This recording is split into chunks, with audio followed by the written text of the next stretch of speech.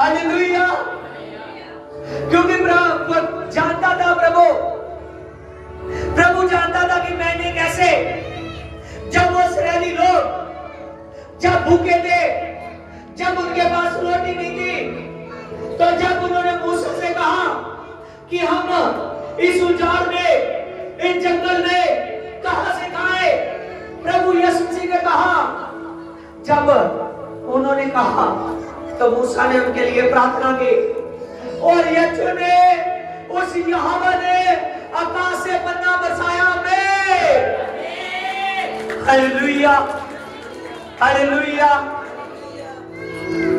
सच जानिए, और जब आप कमजोर होते हो तो शैतान देखता है कि इसकी कमजोरी क्या है, इसकी कमजोरी क्या है, क्या है। हालेलुया, समझ रहे हो ना? शैतान देखता है कि इस आदमी की कमजोरी क्या है, इस बहन की कमजोरी क्या है, इस भाई की कमजोरी क्या है। वो ये बातें देखता है कि इसकी कमजोरी क्या है।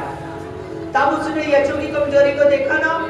हमें यीशु 40 दिन के उपवास में था, जब वो अपने काम को पूरा कर चुका, क्योंकि वो खुदा था, उसके काम में कोई दखलंदाजी कर नहीं सकता। समझे ना?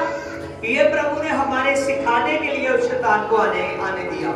प्रभु ने हमारे सिखाने के लिए शैतान को फिर आने के लिए दिया। हालेलुया। देखिए यहाँ पर साफ साफ लिखा है, हाँ, लुका 4:2 में, उन दिनों में उसने कुछ ना खाया और ना पिया जब दिन पूरे हो गए। क्या लिखा? जब दिन पूरे हो गए।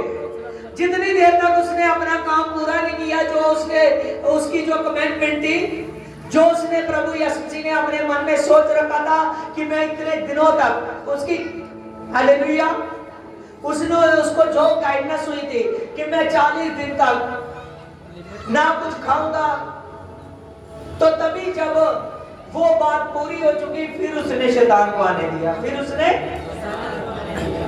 आने दिया। हालेलुया। शैतान ने देखा कि ये भूखा है, ये भूखा है, अब मैं क्या इसको कहूंगा, अब मैं इसको रोटी दिखाऊंगा, क्योंकि इसने 40 दिनों से कुछ नहीं खाया, इसने 40 दिनों से कुछ नहीं खाया। तो आप सोचते हो कि प्रभु ये मेरे साथ क्यों हो रहा है, मैं तो चर्च में जा रहा हूं, ये मेरी जरूरत है, ये ही क्यों मुझे प्रॉब्लम पड़ रही है। समझ रहे हो? वो शैतान थोड़ी देर ही ठहर सकता है। अगर आप उस प्रॉब्लम पर भी हैवी हो जाओ, शैतान सिर्फ थोड़ी देर आप तक ठहर सकता है, वो ज्यादा देर तक ठहर नहीं सकता। वो थोड़ी देर तक ही आपको कमजोर कर सकता है।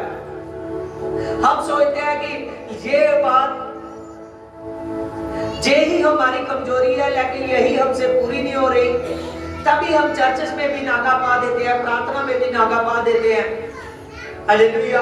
और तभी शैतान फिर एक नाग की तरह उस आदमी को डसता है। हालेलुया। उस पर प्रॉब्लम्स पाता है।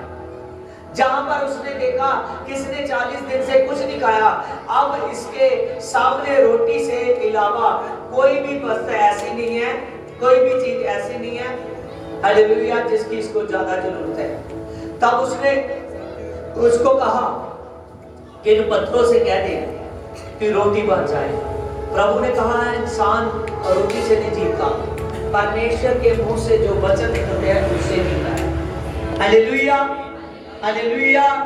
मैं सच कहता हूं, हालेलुया, अगर आप प्रभु यीशु मसीह में बने रहो तो प्रभु यीशु मसीह अनंत काल तक आपको भूखा रहने नहीं देगा। हालेलुया। जीवन का सोता उसके पास है, जीवन की रोटी उसके पास है। समझ रहे हो? एक दिन आता है, आदमी इतना अमीर होता है, उससे ताकत नहीं रहती कि वो रोटी को खा सके। समझ रहे हो? जब उसका शरीर कमजोर हो जाता है, वो चाहे तो बढ़िया बढ़िया ताकतवर भोजन, बढ़िया बढ़िया पदार्थ खा सकता है, लेकिन उसमें ताकत नहीं रहती कि वो खा सके पैसा होने के बावजूद। आमीन। प्रभु कहता है, अनंत काल तक मैं इतना स्ट्रॉन्ग आपको बनाऊंगा।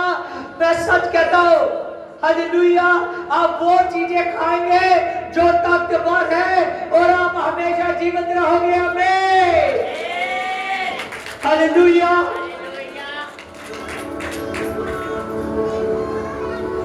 देखिए आगे देखिए, तब शैतान ने जल्दी फिर चुप नहीं बैठा। फिर इसकी 5 में देखिए, तब शैतान ने उसे ले गया और उसको पल भर में जगत के सारे राज्य दिखाए और उससे कहा कि ये सब अधिकार,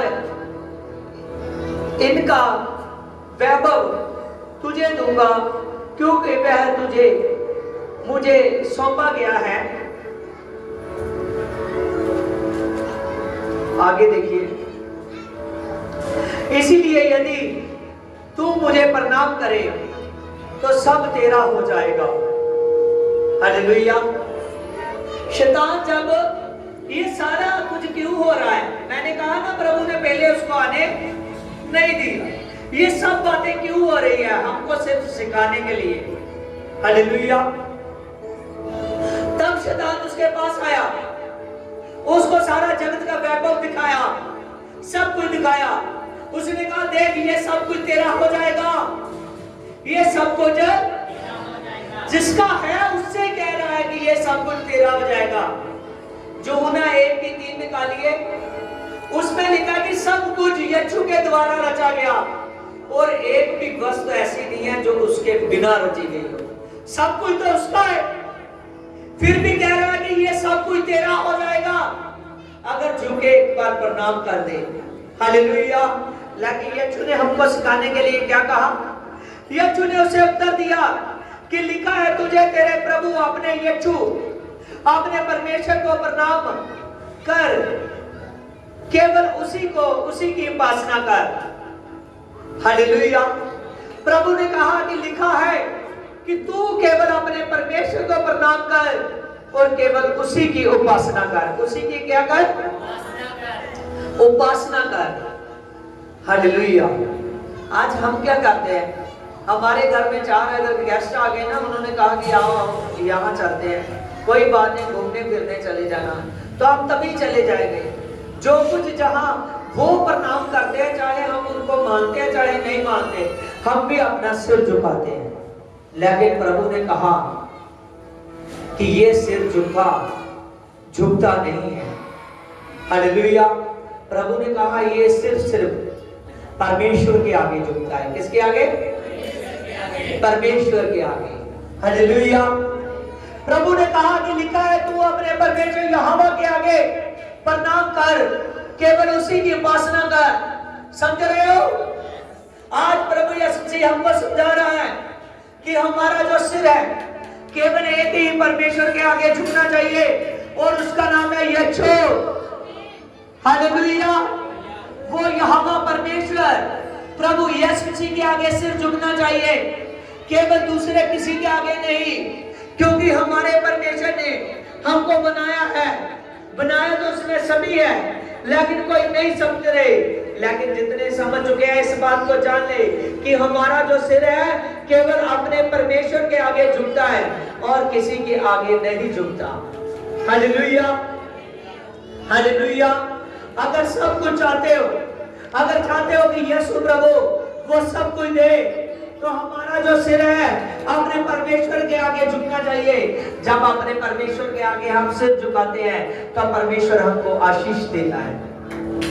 हालेलुया। आशीष देता है। हमारा सिर केवल परमेश्वर के आगे झुकना चाहिए। देखिए ये कहां लिखा है, देखिए बाइबल में व्यवस्था विवरण 6 की 13 में, तो अपने यहोवा का भय मानना और उसकी सेवा करना और उसी के नाम का ध्यान करना। हालेलुया। वचन में लिखा है कि तू अपने यहोवा परमेश्वर का भय मानना और उसी का स्मरण करना, उसी की महिमा करना और किसी की नहीं। हालेलुया।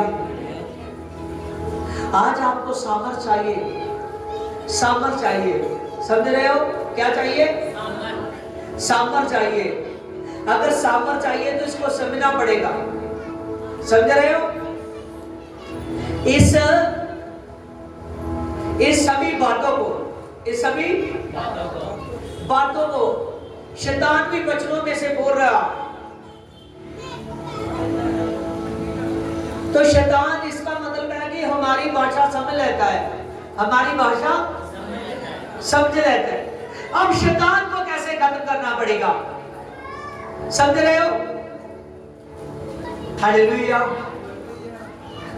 अब अगर हमने शैतान को खत्म करना है तो हमको वो भाषा भी चाहिए जिस भाषा को शैतान ना समझ सके, समझ रहे हो? और वो है यीशु के पवित्र आत्मा की भाषा में। हालेलुया। आज खुदा शैतान डरता है जब हम गैर भाषा बोलते हैं। हालेलुया। क्योंकि वो उसको समझ नहीं पाता, वो बेहोश होने लगता है, वो गिरने लगता है, वो भागने लगता है कि ये अपने खुदा की सामर्थ से बोल रहा है, इसको मैं समझ नहीं सकता। आज आपको सामर्थ चाहिए। पवित्र आत्मा ज्ञान भाषा होली स्पिरिट का एक वरदान है। क्या है? वरदान है जो आपके पास चाहिए। ये नहीं हम कह सकते जिस पर गैर भाषा नहीं होती उस पर पवित्र आत्मा नहीं होता, लेकिन इस बात को समझना फिर भी हमको जरूरत है, फिर भी हमको जरूरत है। हालेलुया। कि शैतान हमारी समझ ना सके। हालेलुया। आइए देखिए,